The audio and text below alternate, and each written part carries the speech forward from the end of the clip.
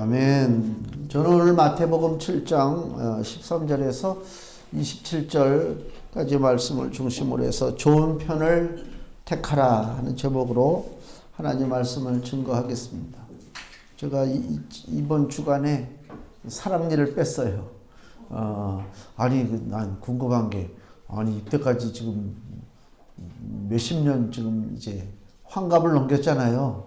이제 훈장을 하나 달았는데, 근데 무슨 사랑니가 지금 나와 그래. 찾아보니까 원래 사랑니는 20세 이후로 나온다고 그러더라고요. 사랑을 알만한 나이에 나온다고 그래서 사랑니라고. 서양에서는 위즈덤 티스라고, 지혜, 치아라고 그러는데. 그래갖고 이 사랑니가, 난 그냥 그럭저럭 넘어가리라 생각했는데, 옆에 치아를 이렇게 썩게 만들잖아요. 느낌이 싸하죠. 그러니까 이럴 때는 미리 치료받아야 돼요. 그래서 이제 지난 수요일 날 가서 예약을 하고 목요일 날 이제 사랑니를 뽑는데, 사랑니가 이렇게 똑바로 쓴 게 아니고 누웠어요. 예? 그래가지고 이거를 그냥 못 뽑고 톱으로다가 잘라가지고 뽑는데요. 그래갖고 막 누워있는데 윙윙 소리나 무슨 목재 전기톱으로 자르는 것도 아니고, 정신 사납더라고요. 그냥 막 하나도 안 아파요. 마취가 너무 잘 되니까. 좋은 세상이에요. 그러니까 사랑니 있으면 걱정하지 말고 가서 뽑으세요. 근데 이제 그러고 나니까 며칠 지났는데도 혀가 안 풀린 것 같아. 이게 말이 좀 어눌해요, 제가. 음식 먹다가도 이렇게 줄줄줄 흘리는 것 같고 좀 그런 느낌이 들어요. 제가 이제 이걸 겪으면서 뭘 느꼈냐면은, 내 몸속에 있다고 내 것이 아니에요. 내 이잖아요, 내 치아라고. 근데 이거는 나한테는 불필요한 거야. 없애버려야 되는 거예요. 전혀 하등 나에게 도움을 주지 않고 오히려 고통을 주잖아요. 내가 가지고 있어도 내 것이 아니고 제거의 대상이다. 그게 우리 삶 속에 사랑니밖에 없겠느냐, 그 얘기예요. 우리가 천천히 내 삶을 이렇게 살펴보면 내 것인 줄 알았는데 실상 알고 보니까 없어져야 할 것들이 너무나 많습니다. 그걸 모르고 끌어안고 사는 거예요. 다 내 걸 고집하고 산단 말이에요. 무슨 박물관 같은 데 보면은 유명한 유명한 인사들 있잖아요. 영웅들도 있고 역사적인 인물들도 있고.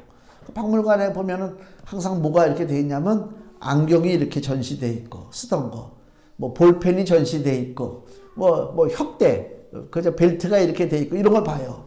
그게 돌아가신 그 양반이 몇 년을 사용했는지 모르지만 실상은 그것도 역시 자기 것은 아니었다.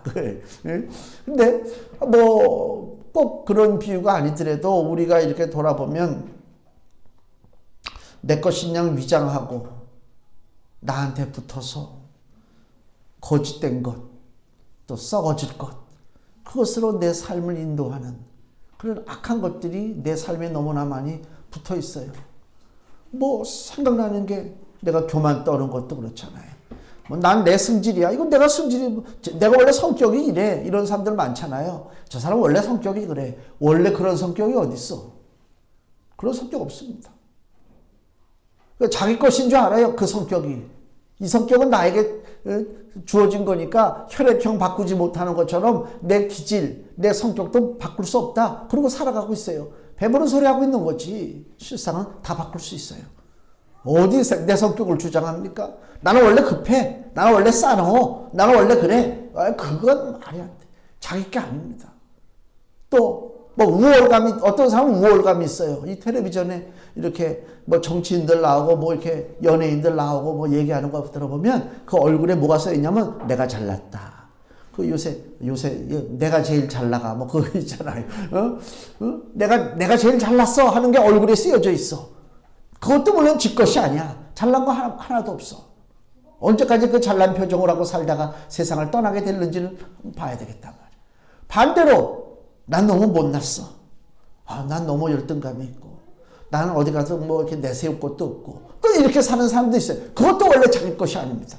하나님이 사랑하는 자녀를 이 땅에 보내주셨는데, 사랑하는 내 딸아, 사랑하는 내 아들아, 너는 평생을 열등감에 사로잡혀서 움축거리고 남 눈치나 보고 어깨에 이렇게 꾸불거려 가면서 그렇게 살라.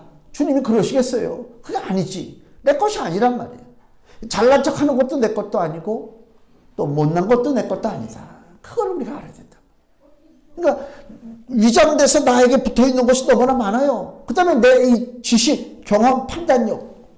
내가 어떤 상황을 놓고 판단하잖아요. 그 판단이 과연 옳은 것이냐? 어떻게 확신을 합니까? 내가 다 조사했으니까요. 내가 경험이 있으니까요. 내가 이것저것 공부한 게 많으니까요. 난 원래 명석하니까요. 내가 결정하는 판단은 틀림없을 것이다. 천만의 말씀이요. 그 판단 역시도 잘못될 때가 너무나 많습니다. 그래서 지금 나라가 어지러운 거 아닙니까? 전 세계가 지금 어지럽잖아요. 모든 백성들, 모든 지도자들이 올바르게 판단했다라면 지금 바이러스가 이렇게 온 세계를 지금 난리를 치고 이런 일은 없었겠죠. 서로 폐쇄를 하고 방역을 하고 그랬으면 좋은데 뭐 이까짓 거 하고 일단 당하는 거 아닙니까? 그 사람들이 보통 배운 사람들이 아니잖아요. 다 똑똑하다고 하는 사람들 아닙니까? 근데 결과적으로는 지금 무슨 일이 벌어집니까? 국가의 지도자들까지 지금 병에 걸리고 격리당하고 뭐 캐나다 총리도 격리됐다고 그러더라고. 부인이 걸려서. 그런 일들이 벌어지고 있어요. 그러니까 내가 판단하는 것 판단력조차도 내 것이 아닐 수가 있다. 그러면 제대로 된 그 판단, 제대로 된 선택, 제대로 된 행동을 하고 살아야 되는데 그러려면 올바른 분별력이 있어야 됩니다. 지혜가 있어야 됩니다. 성경을 보니까 몇 사람이 이렇게 선택하는 문제가 나오는데 아브라함의 조카 롯을 한번 보면요. 창세기 13장을 한번 볼까요? 창세기 13장 10절에 이제 이게 아브라함과 조카 롯이 서로 갈라쓰는 장면입니다. 너무 소유가 많으니까 아브라함과 그 조카 롯이 같이 살 수가 없어요. 그래서 이제 갈라쓴단 말이에요. 그때 뭐라고 말하냐면 창세기 13장 10절에 이에 롯이 눈을 들어 요단들을 바라본즉 소알까지 온 땅에 물이 넉넉하니 여호와께서 소돔과 고모라를 멸하시기 전이었는 고로 여호와의 동산 같고 애굽 땅과 같았더라. 그러므로 롯이 요단 온 들을 택하고 동으로 옮겼다. 자, 아브라함의 조카 롯이 판단할 때 어떻게 했다고요? 요단 들판 기름진 평야를 바라봤단 말이에요. 하나님이 복 주신 땅으로 봤단 말입니다. 그리고 거기를 택했어요. 자기 삼촌 아브라함은 뭐 어떤 곳을 택하든 난 상관 안 해. 내 앞에 주어진 기회, 내 앞에 주어진 이 좋은 찬스를 내가 남에게 양보할 수가 없다. 그리고 딱 낚아채는 거 아닙니까? 그죠? 그러나 결과적으로 우리가 알지만은 롯이 선택한 그 요단 들판에 뭐가 있었어요? 소돔성이 있었습니다. 소돔성은요, 여기 보니까 창세기 13장 13절에 소돔 사람은 악하여 여호와 앞에 큰 죄인이었더라. 벌써 이게 나오죠. 소돔은 뭐라고요? 멸망받아 합당한 곳이다 이것입니다. 하나님께서 멸망할 곳이 아닙니까? 즉 이게 뭐예요? 내가 무엇을 선택할 때 과연 이것을 하나님이 기뻐하실까? 내가 가는 그곳을 과연 하나님이 축복하실까? 내가 서 있는 이곳을 하나님이 인정하실까? 여기에 대한 고민이 좀 있어야 돼요. 그렇지 않습니까? 우리가 어디를 가서 무엇을 하든지 그 장소가 하나님이 축복하시는 장소인가? 하나님이 미워하시는 장소인가? 거기에 대한 분별력이 있어야 되는데 이 아브라함의 조카 롯은 분별력이 없었어요. 나중에 소돔성 멸망했잖아요. 겨우 목숨 하나 건져서 도망친 것을 우리가 알고 있습니다. 또 창세기 25장을 보세요. 거기는 그 이삭의 아들 에서에 대한 이야기가 나오죠. 그 에서는 또 어떻게 분별력이 있느냐? 창세기 25장 29절 이하 말씀 보면 그 쌍둥이 동생 야곱은 죽을 써요. 에서가 29절에 들에서부터 돌아와서 심히 곤비하여 야곱에게 이르되 내가 곤비하니 그 붉은 것을 나로 먹게 하라 한지라. 그러므로 에서의 별명은 에돔이더라.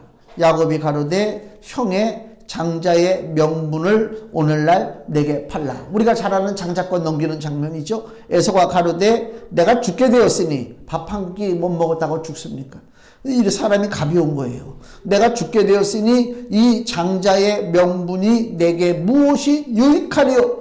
지금 자기에게 주어진 이 장자의 축복이 얼마나 가치 있고 얼마나 하나님께서 귀하게 여기시는 것인가를 에서는 분별하지 못했다, 그 얘기입니다. 장자권이라고 하는 것은 그 가정의 맏아들에게 주시는 하나님의 축복입니다. 근데 그 축복을 지금 팥죽 한 그릇에 넘긴단 말이에요. 그러니까 하나님의 은혜와 하나님의 복을 소홀히 여기는 거예요. 우리가 오늘 교회에 나와서 예배 드리잖아요. 왜 나와서 예배 드립니까? 내가 이 시간에 다른 거 할 것도 많잖아요. 근데 왜 나와요? 이 시간 예배할 때에 하나님께서 여기 나와 예배하는 하나님의 자녀들 반드시 은혜 주시고 축복 주심을 믿기 때문에 여기에 나온 줄로 믿습니다. 이게 소중하단 말. 하나님께서 소중히 여기는 것을 나도 소중히 여겨야 돼요. 하나님이 소중히 여기는 것을 나는 소중히 여기지 아니하고 팥죽 한 그릇을 더 소중히 여긴다면은 그 인생은 이미 에서는 버려진 인생 아닙니까? 성경에 하나님께서 내가 야곱은 사랑하고 에서는 미워하였다고 했는데 그거는 하나님이 에서를 미워하니까 에서는 애시당초부터 하나님의 축복권하고 상관없이 장자권을 팔아넘겨도 되는구나 라고 생각할 것이 아니라 결과론적인 얘기란 말이에요. 에서가 하나님의 주신 은혜를 소중하게 여기고 하나님의 축복을 소중히 여겼다면 내가 야곱을 사랑하고 에서는 미워했다라고 주께서 말씀하시겠냔 말이에요. 우리 하나님을 모진 하나님으로 만들 필요가 없단 말이에요. 근데 이 에서의 삶의 전반적인 내용을 이렇게 보니까 하나님이 소중하게 여기시는 것을 인간의 그 가치 없는 것 하나 때문에 그걸 저버리고 그렇잖아요. 그러니까 우리도 그런 실수를 하지 않나 염려해야 돼요. 내가 일상을 살아갈 때 우리 하나님 아버지께서 소중하게 여기시는 이 믿음을, 이 기도하는 삶을, 이 예배하는 삶을 나는 소홀히 여기고 에서가 팥죽 한 그릇에 자기 인생을 망친 것처럼 내가 다른 것으로 인해서 하나님의 복을 차단시키고 내 인생을 망치고 있지는 않은가? 한번 진지하게 생각을 해봐야 된다. 그 신앙생활은요, 이거는 무슨 장식품 달고 돌아다니는 게 아닙니다. 무슨 일 있으면 모이고 무슨 일 없으면 안 모이고 그게 신앙생활이 아닙니다. 초대교회 때 성도들을 보세요. 그 사람들 어떻게 신앙생활을 했나? 그 사람들은요, 목숨을 걸었어요. 그리고 로마 관원들에게 붙잡혀서 순교당할 때에도 물어봐요. 지금이라도 네가 예수를 저주하고 로마 황제를 섬긴다고 그러면 너를 살려주겠다. 그래요. 그래도 거기에 굴하지 아니하고 목숨이 걸렸음에도 불구하고 예수님을 구주로 부르고 그리고 죽임을 당하는 믿음의 선조들이 있었다. 그 사람들을 바라볼 때 지금 대한민국에서 벌어지는 이러한 사태들 이건 아무것도 아닙니다. 그렇잖아요. 너무 우습지 않습니까? 그러니까 이 분별력이라고 하는 것이 무슨 나이를 먹었다고 분별력이 생기는 것은 절대로 아니다. 착각하지 마세요.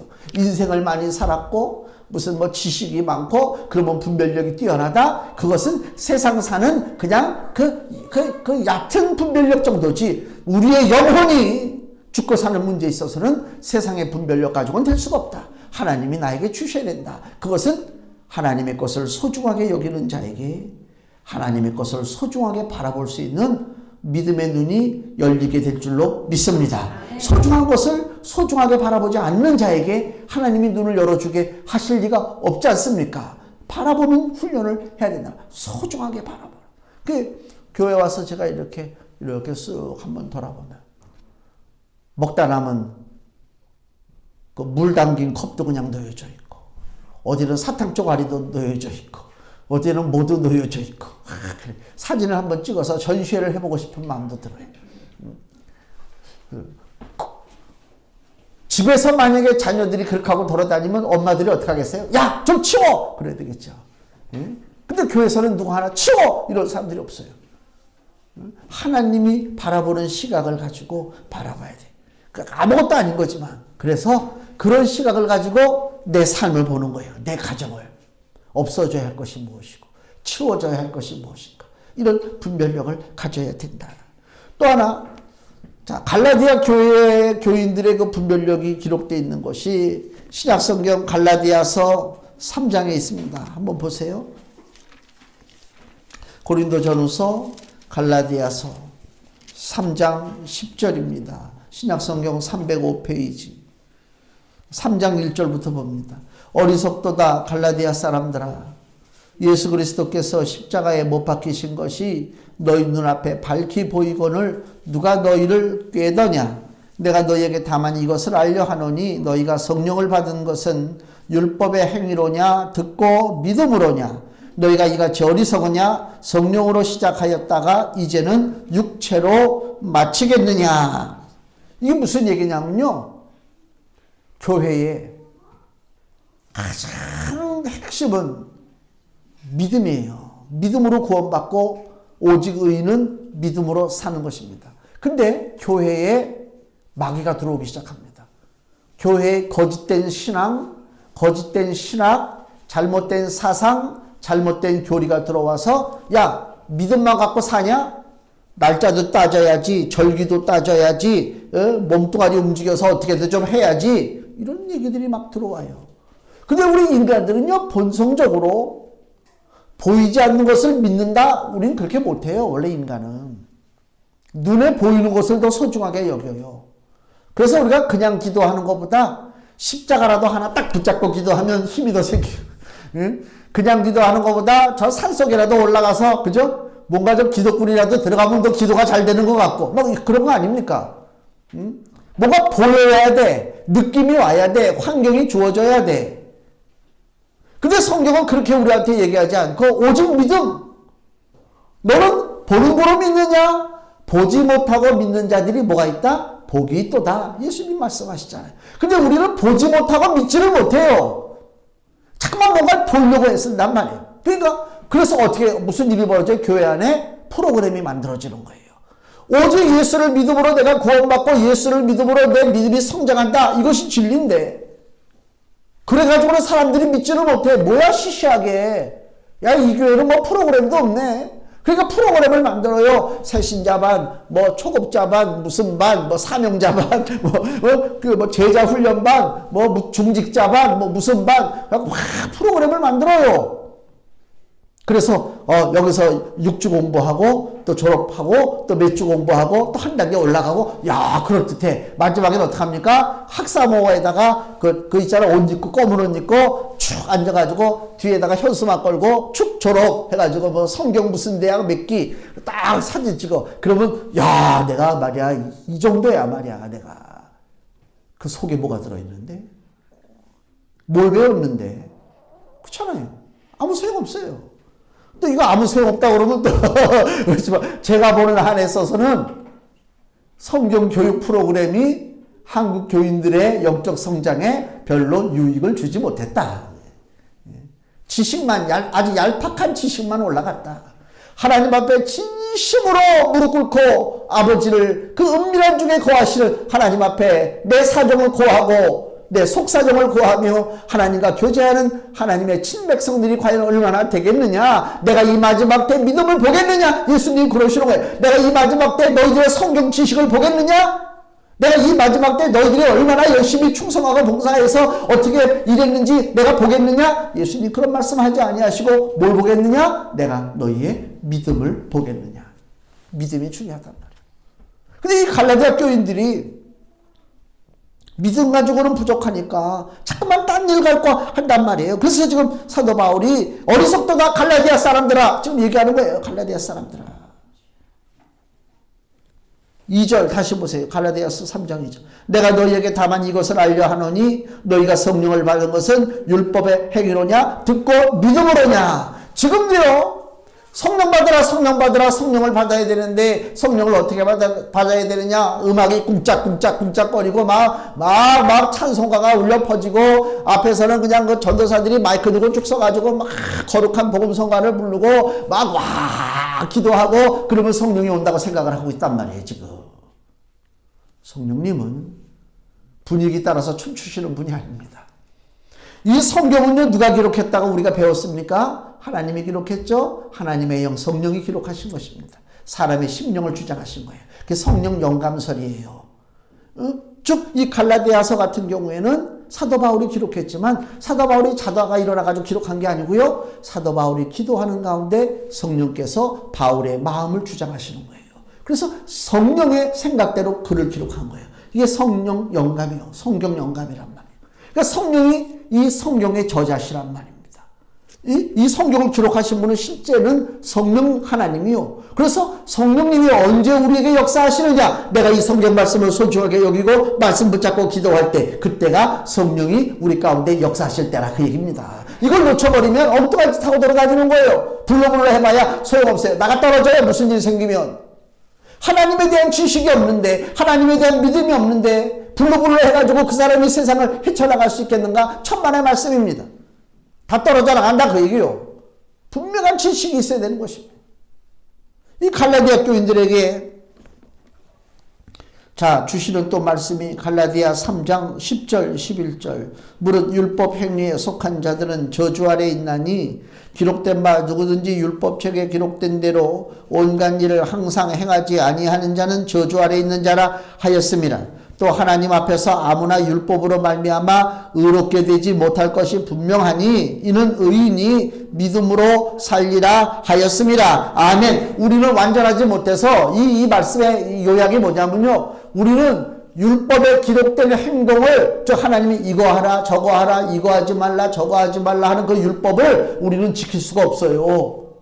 근데 율법이라고 하는 것은 법이라고 하는 것은 만 가지를 지켜도 한 가지를 지키지 못하면 그것이 죄요. 그것이 죄란 말입니다. 그렇지 않습니까? 일생을 어떤 사람이 80세를 산다고 생각해 보세요. 80년 동안을 아주 신실하게, 진실하게, 성실하게, 선하게 열심을 내고 살았어요. 근데 80세 때 우연찮게 차를 몰다가 사람을 쳐서 죽였어요. 그러면 이 사람은 죄가 있어요? 없어요? 죄가 있는 거예요. 평생을 아무 문제 없이 선하게 살았지만 마지막에 사건 한번 터지면 그 사람 죄인입니다. 율법이 그렇습니다. 1000만 가지를 다 지켜도 한 가지를 실수로 못 지키면 그 사람은 죄입니다. 죄는 뭐라고요? 죄의 삭은 사망이라. 그래서 율법대로 구원을 이룬다라고 생각하면서 율법의 행위를 따라 살려는 사람들은 마지막에 반드시 심판이요 저주요 사망이란 말이에요. 그럼 우리가 어떻게 해야 되느냐? 처음부터 주여 나는 이 법대로 살지 못합니다. 고백해야 돼요. 내가 어떻게 완전합니까? 제일 가증스러운 인간들이 누구냐? 아주 선한 척하고 의로운 척하는 인간들이 가장 가증스럽다. 사람은 선할 수가 없고 사람은 의로울 수가 없어요. 다 속에 썩은 것들이 들어있어요. 속에 못된 것들이 들어있단 말이에요. 숨기고 사는 것이지 반드시 드러나게 돼 있단 말이에요. 하나님 앞에 솔직히 고백하는 거예요. 나는 썩었습니다. 나는 죄악덩어리입니다. 나는 거짓이 충만합니다. 고백해야 된단 말이에요. 그럼 어떻게 그럼 하나님의 자녀가 되느냐? 내가 법을 지키지 못해서 죽어 마땅한 1000만 번 죽어야 될 인생이지만 우리 주 예수께서 2000년 전에 골고다 언덕에서 나를 위하여 십자가에서 피를 흘려 주셨음을 내가 믿습니다. 예수께서 피 흘려 주셨단 말이에요. 갈라디아서 3장 13절에 그리스도께서 우리를 위하여 저주를 받은 바 되사 율법의 저주에서 우리를 속량하셨으니 기록된 바 나무에 달린 자마다 저주 아래 있는 자라 하였음이라. 아멘. 내가 받아야 할 저주를 누가 대신 받았다고요? 우리 주 예수 그리스도께서 저주를 대신 받으셨다 그 얘기입니다. 그 예수를 나는 믿음으로 오직 의인은 어떻게 한다고요? 믿음으로 말미암아 구원을 얻으리라. 그겁니다. 다른 것이 필요 없어요. 이걸 분별해야 돼요. 프로그램 하는 거 좋아할 거 없어요. 오직 말씀이요. 말씀 붙잡고 기도하는 거라 그 얘기입니다. 우리에게는 예수님이 가장 소중해요. 예수님이 마리아와 마르다 가정에 신방하셨잖아요. 성경 한번 볼까요? 누가복음을 보세요. 누가복음 10장입니다.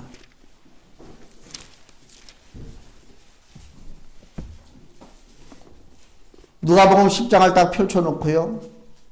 예수님이 마리아와 마르다 가정을 신방하셨는데 주님께서 잘했다고 칭찬한 사람이 있어요. 누구를 칭찬했느냐? 누가복음 10장 42절이 오늘 금주 말씀입니다. 42절 주보를 보시든 성경을 보시든 누가복음 10장 42절 같이 읽겠습니다. 그러나 몇 가지만 하든지 혹 한 가지만이라도 족하니라. 마리아는 이 좋은 편을 택하였으니 빼앗기지 아니하리라 하시니라. 아멘. 마리아가 뭘 택했다고요? 좋은 편을 택했다. 오늘 우리 이번 주에 설교 제목이 좋은 편을 택하라. 마리아는 좋은 편을 택했습니다.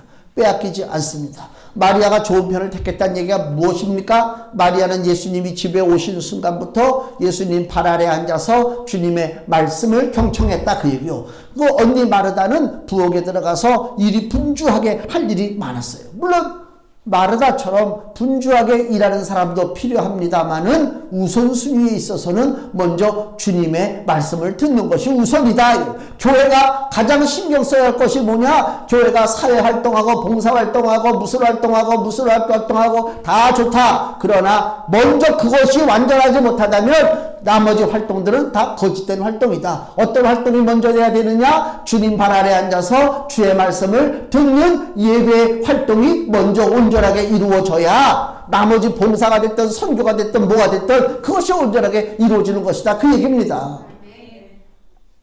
그래서 마르다는 섭섭하죠. 자기 혼자 부엌에서 일하고 아무도 안 도와주니까 주님 앞에 가서 주님, 저 마리아는 왜 일도 안 합니까? 예수님이 그때 하신 말씀이에요. 야, 너는 여러 가지 일로 분주하고 마음이 복잡하지만 그러나 족하다. 네 동생 마리아를 봐라. 이 좋은 편을 택하지 않았느냐. 예수님이 우리 삶의 우선순위다. 그걸 우리에게 지금 말씀하고 있는 것이다. 그 얘기입니다. 주의 발 아래 앉아서 주님의 은혜를 누리는 것이 이게 소중하다 이것입니다. 또 사도행전 6장에도 보면요. 초대교회에 봉사활동 하다가 문제 생긴 이야기가 나오죠. 사도행전 6장 1절에 그때 제자가 더 많아졌는데 헬라파 유대인들이 자기의 과부들이 그 매일 구제에 빠짐으로 히브리파 사람을 원망한대. 좋은 일 한다고 했는데 교회에 문제가 생겼어요. 그때 뭐라고 얘기합니까? 2절에 12사도가 모든 제자를 불러 이르되 우리가 하나님의 말씀을 제쳐놓고 하나님을 무시하고 가장 좋은 것을 멀리하고 그 뜻이요. 얼마나 많은 사람들이 하나님의 말씀을 제쳐놓고 즉 주 예수 그리스도와 상관없이 교회 안에서 우리들의 삶 속에서 살아가고 있는가 한번 생각해 볼 것입니다. 그렇지 않습니까? 오늘 우리 마태복음 7장 본문에도요. 이 결론적인 얘기가 무슨 얘기냐면 성공적인 믿음의 삶과 버려지는 실패의 삶이 비교되고 있어요. 성공의 삶이냐 실패의 삶이냐 그 중심에는 우리 주 예수 그리스도의 말씀에 대한 사람들의 태도입니다. 예수님의 말씀을 어떻게 대하느냐에 따라서 성공적인 삶이 되고 어떻게 대하느냐에 따라서 실패적인 삶이 되는 것이다. 그 얘기입니다. 오늘 본문이 그래요. 그래서 보세요. 자, 13절 본문에 13절에 좁은 문으로 들어가라. 멸망으로 인도하는 문은 크고 그 길이 넓어 그리로 들어가는 자가 많고 여기 보면 좁은 문과 멸망으로 인도하는 문이 구별되고 있지요. 멸망의 문의 특징이 뭐라고요? 길이 넓어 그리로 들어가는 자가 많습니다. 사람이 많이 다니는 문이냐? 이것으로 구분하지 말라 그 얘기입니다. 우리는 진리는 믿음은 맛집을 찾아다니는 게 아니죠. 텔레비전에서 맛집 이렇게 나올 때 보면 뭐예요? 맛집의 특징은 사람들이 줄 서 있다. 그래서 오늘날 대한민국에 맛집 약국들이 많아졌잖아요. 약국마다 마스크 살라고 얼마나 줄들을 씁니다. 신앙은 맛집을 찾아다니는 것이 아니다 그 얘기요. 진리의 말씀이 있느냐 그게 소중한 것입니다. 생명수가 있느냐 이게 소중한 것입니다. 가짜를 너무 많이 먹다 보면요. 진짜를 먹여줘도 그것이 진짜인 줄 몰라요. 가짜 맛을 먹다 보면요. 내가 그 느낀 게 카레를 먹는데요. 카레는 물론 인도가 원산지지만 대체적으로 한국의 카레는 일본을 거쳐서 들어온 거예요. 근데 우리 한국에 오뚜기 카레 있잖아요. 오뚜기 카레만 먹어가지고 입이 오뚜기 카레에 맞춰진 사람은요. 일본 카레 먹으면 이상해요. 일본 그 쪼가 카레 있어요. 초콜릿처럼 돼 있는 거 시커먼 거. 맛이 안 맞아. 이거 뭐야? 이러지. 그게 더 오리지널에 가까울 텐데. 그러니까 진짜를 먹어보지 못한 사람은 가짜만 먹고 산 사람은 진짜를 줘도 진짜인 줄 몰라요. 이게 안타까운 거예요. 이 땅에. 응? 여러분은 지금 가짜를 먹고 있습니까? 진짜를 먹고 있습니까? 자부심을 가져야 돼요. 우리는 지금 진짜를 먹고 있다. 자부심을 가져야 된다니까. 이 좁은 문이냐 멸망으로 인도하는 넓은 문이냐 이것은요 무엇으로 구별하느냐 예수님의 말씀이 그곳에 있느냐 없느냐 이걸로다가 구별해야 된다 그 얘기입니다. 그러니까 우리는 자꾸만 아까 말씀드렸지만 육신적인 눈으로 판단하려고 해요. 겉모습만 보고. 그거 가지고 안 된단 말이에요. 또 15절 보세요. 여기 거짓 선지자가 나오죠. 거짓 선지자들을 삼가라. 양의 옷을 입고 너희에게 나오나 속에는 노략질하는 일이라. 양과 이리처럼 거짓과 참은 엄청난 차이가 납니다. 근데 문제는 뭐라고요? 이 거짓된 것이 양의 옷을 입었어요. 겉으로 구별이 안 돼요. 겉으로 구별이 안 돼요. 이게 어려운 거예요. 그러나 주님이 뭐라고 그래요? 그 삶을 봐라. 16절. 그의 열매로, 여기 열매라는 얘기는 뭐예요? 그 거짓 선지자의 생활, 그 사람의 삶입니다. 그 열매로 그들을 알지니. 속에는 15절 끝에 속에는 뭐라고요? 노략질하는 일이라 그랬습니다. 그러니까 거짓 선지자의 특징은 뭐냐? 노략질이다. 노략질은 뭐예요? 남의 것을 훔치는 거 아닙니까? 남의 것을 빼앗는 거죠. 즉 거짓 목자는 살찌고 그 밑에 있는 양들은 말르는 것이 거짓 선지자의 특징입니다. 우리 주 예수 그리스도는 참 목자십니다. 이 땅에 예수 그리스도 말고 참 목자는 없어요. 속아 넘어가지 마세요. 아무리 위대한 목사가 됐도 참 목사가 아닙니다. 이 땅에 참 목자 되신 분은 오직 예수 그리스도십니다. 그분이 주장하십니다. 그분이 교회 머리가 되십니다. 목사가 머리가 되는 게 아닙니다. 거짓된 것들이 너무 많은 세상입니다. 그래서 교회마다 분열이 일어나고 싸움이 일어나고 그러니까 엉뚱한 이단들이 나타납니다. 다 거짓된 것들입니다. 이 땅에 참된 것은 누구라고요? 주 예수 그리스도밖에 없단 말입니다. 그것을 우리가 딱 심령에 좀 박아야 돼요. 속지 마세요. 그 다음에 17절. 좋은 나무마다 아름다운 열매를 맺고 못된 나무가 나쁜 열매를 맺나니. 여기도 나무가 나오는데 좋은 나무가 나오고 나쁜 나무가 나와요. 거짓 목자 밑에 있는 나무들은 다 같이 못된 나무가 됩니다. 예? 못된 나무는요 어떻게 돼요? 마태복음 3장 10절 말씀 보세요. 마태복음 3장 10절. 이미 도끼가 나무 뿌리에 놓였으니 좋은 열매 맺지 아니하는 나무마다 찍혀 불에 던지오리라 그랬습니다. 우리가 살 길은 무엇입니까? 좋은 열매 맺지 않은 그것을 주님 앞에 회개해야 돼요. 마태복음 3장 8절. 그러므로 회개에 합당한 열매를 맺고 그랬습니다. 그래서 생각이 바뀌어야 되는데 이제는 내가 나무 역할을 하면 안 돼요. 내가 주인 노릇 하지 말라는 것입니다. 내가 무슨 마치 나무이냐? 내가 스스로 살아갈 수 있느냐? 그러지 말고요. 예수 그리스도가 나의 나무라고 하는 것을 고백해야 된단 말이에요. 요한복음 15장. 요한복음 15장 5절 말씀 보세요. 예수께서 말씀하기를 나는 포도나무요 너희는 가지니 저가 내 안에 내가 저 안에 있으면 이 사람은 과실을 많이 맺나니 나를 떠나서는 너희가 아무것도 할 수 없습니다. 아멘. 내가 나무가 아닙니다. 나는 가지입니다. 가지. 나무인 척 하지 마세요. 잘난 척 할 필요가 없단 말입니다. 가지가 잘난 척 합니까? 가지는요 찰랑찰랑 별로 힘도 가지 붙잡고 늘어지면 가지가 부러지잖아요. 가지는 아무 힘도 없어요. 가지가 살 수 있는 것은 어떻게 살아요? 그 나무가 건강하고 나무가 튼튼하니까 사는 것입니다. 내가 내 힘으로 사는 것은요 가장 어리석은 짓입니다. 우리는 그냥 가지요. 그리스도 생명나무에 붙어있는 가지라 이것입니다. 베드로가 고기잡이 하던 어부잖아요. 누가복음 5장에 보면 밤새도록 고기를 잡았는데 한 마리도 잡지 못해요. 그 배에 예수님이 올라타시죠. 야 시몬아 깊은 데로 가서 그물을 던져 고기를 잡으라. 그때 베드로가 뭐라고 그래? 주여 내가 밤새도록 밤이 맞도록 수고하였으나 한 마리도 잡지 못하였으나 주의 말씀에 의지하여 내가 그물을 던지리이다. 그렇지 않습니까? 그리고 던진즉 고기가 힘이 많았어요. 베드로가 그때 예수님 앞에 무릎을 탁 꿇고 주여 나는 죄인으로소이다. 나를 떠나소서 그랬습니다. 밤새도록 고기잡이 하던 베드로의 배에 베드로가 아닌 예수님이 올라탔을 때 고기를 잡았어요. 즉 이제 고기잡이의 주인은 베드로가 아니라 누구라고요? 주 예수 그리스도십니다. 내 인생의 배에 예수님이 올라탔다는 것입니다. 그럼에도 불구하고 깨닫지를 못해요. 요한복음 21장에 보면 나중에 예수님 부활하셨는데도 그걸 믿지 못하고 제자들이 또 갈릴리 바닷가에 가가지고 또 고기 잡는 장면이 나와요. 예수님이 저 해안가에서 얘들아 고기가 많이 있느냐?